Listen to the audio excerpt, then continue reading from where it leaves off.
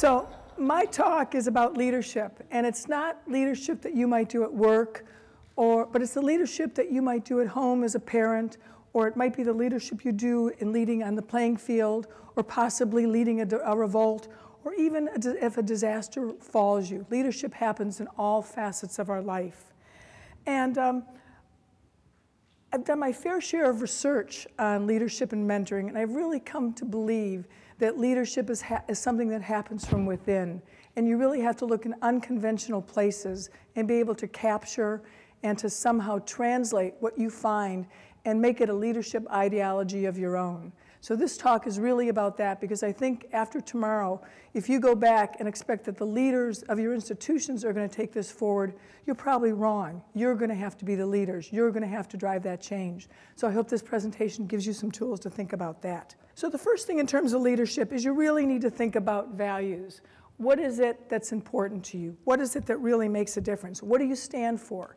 I remember going to a conference many years ago, and there was a president from a university system, and she said she wakes up every morning, she puts her makeup on, she stands in front of the mirror, and she says, "Is today the day I could get fired for something that, the line is drawn, the line is passed, I can't compromise." And if she can say yes, she says, "I get dressed, get my car, go to work." She says, "If I say I don't think so," she says, "that's when I call in sick."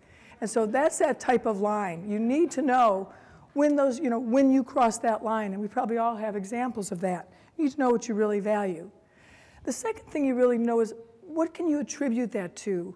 What is it in your life that makes a difference? Why are these your values? Because you're going to have to go back to this well many times and look over and over and say, why is that important? What I'm going to share with you are 3 sources, and there's many sources that attribute to I think in terms of my leadership, but I'm picking 3 books, and these are not books on leadership, because I don't think getting an MBA or reading all the Coveys and all the Bennesses and reading all the Druckers are really going to help. I think you need to look at new sources.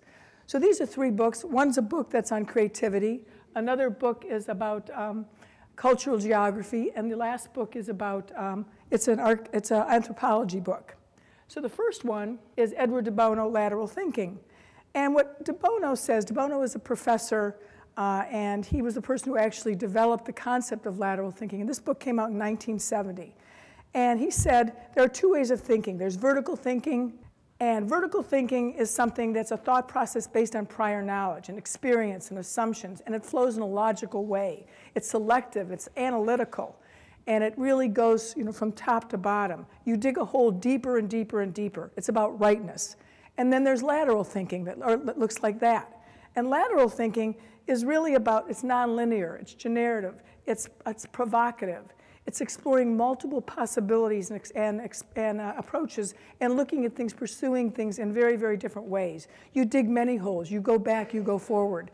And the interesting thing I think about the comparison of these 2 types of thinkings is that many of us are in academia, and many of us are creative lateral thinkers. But who do we support? We support faculty. And what are faculty rewarded for?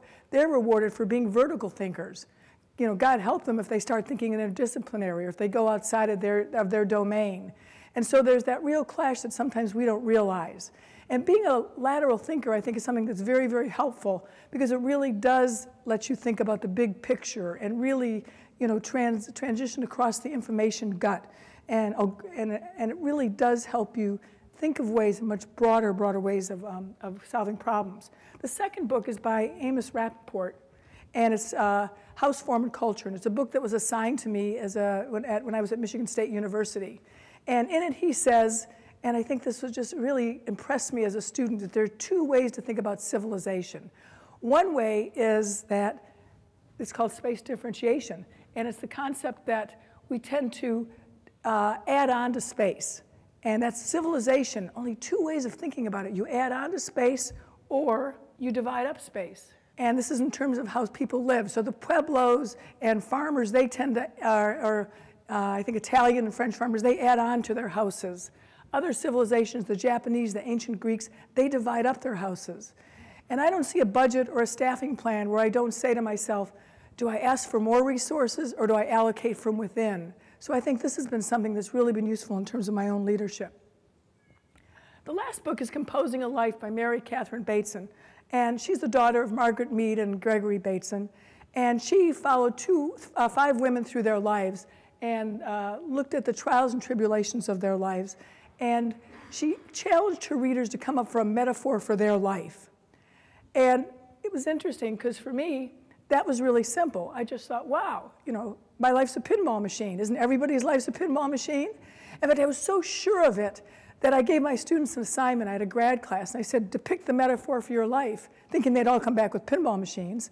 And they came back with things like, they came back with wonderful things. They came back with things like piano concertos and aquariums with shards of glass. So I'm going to take you very quickly through my life, and you have to think about this. You know, you have the plunger, and you pull the thing, and up comes, boy, I was accepted in honors college. I spent 6 months abroad. That was a good one. Oh, boy, and then I almost died of peritonitis, or peritonitis. That was a big tilt. Apprenticed with Paolo Soleri, awarded an MFA. Became a professor. That was really good. Moved to Tennessee. Bought my first Mac. New ball.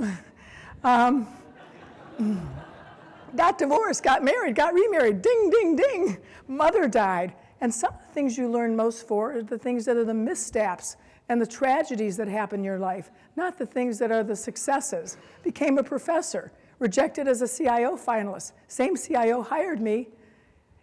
Moved to Ohio. He left. I was named interim CIO. I resigned as interim CIO. Moved to LA. Followed him. Got a puppy. So, as you can see, the trajectories of my life, and that ball's going zing, zing, zing, zing, zing, is really broad and wide. And what is the trajectory for your life? What's the metaphor for your life? So the last slide I'm going to leave you with is a slide that I think is really appropriate. It's a slide of a desire path.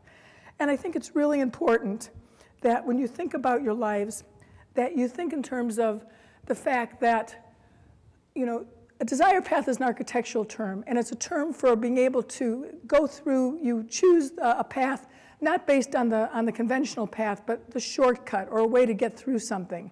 And I think if you're going to be a change driver, you need to think that way. You need to find the shortcut. You need to make your desire paths. So the message I wanted to leave you with is think about what your values are, what were your influences, go out there, bushwhack your desire paths, and create change.